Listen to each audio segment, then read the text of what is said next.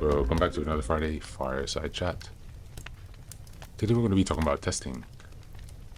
Something that we might have missed out on as a skill. As we're coming to reparent ourselves, it's important that we are creating a sense of community. But in creating that sense of community, we also need to make sure that we're surrounded by the right people, safe people, who get us. Which is why, as I mentioned earlier, it's important for us to look at some of those more quote-unquote toxic, I really hate that word, quote-unquote toxic strategies from the Prince Machiavelli, as we discussed last time.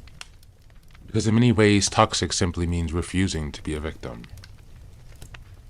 And in a world where no one else cares about you, can you really blame them? I'm not encouraging you to be quote-unquote toxic. I'm encouraging you to actually look at the reality of life and to stay outside of these preconditioned, programmed faulty beliefs that we have that keep us stuck in this dependent position, that have kept us stuck, that might be keeping you stuck in this dependent position. Perspective is also important, as we've discussed many times before. Perspective framing. This is how you control your reality, and those things are free, and they're at your own control, and no one can take that from you. So those are literally the most powerful tools in this entire process of reparenting yourself. Literally the most.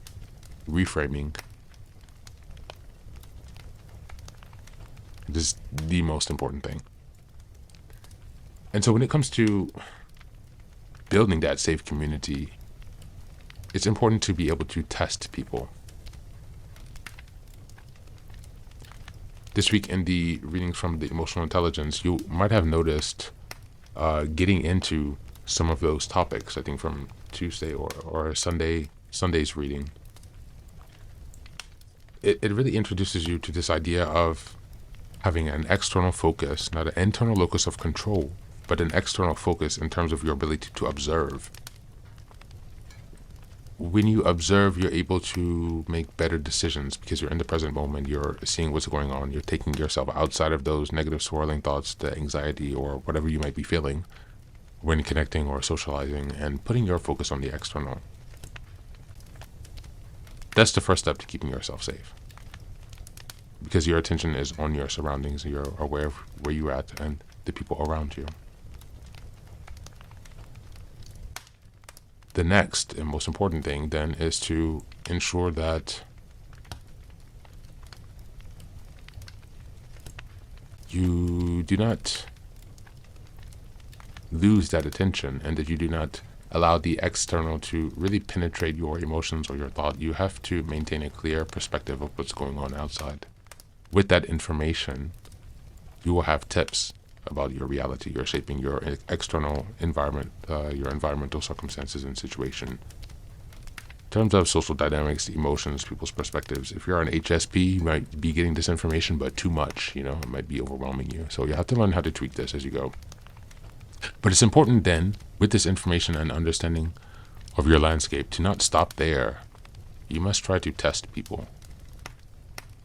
This is helping you to paint a better understanding, to confirm your understanding of this person, to understand better how they work, how you can better communicate with them even. It allows you to better understand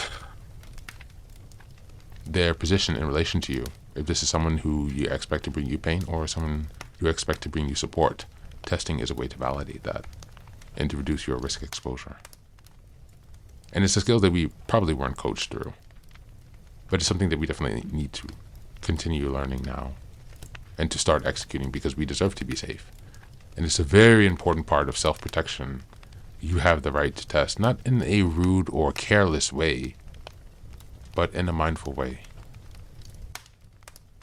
You deserve protection, you deserve to be there for yourself, and you deserve to know who in your circle is safe and who is not. That's it for today. Hope you guys have a great weekend.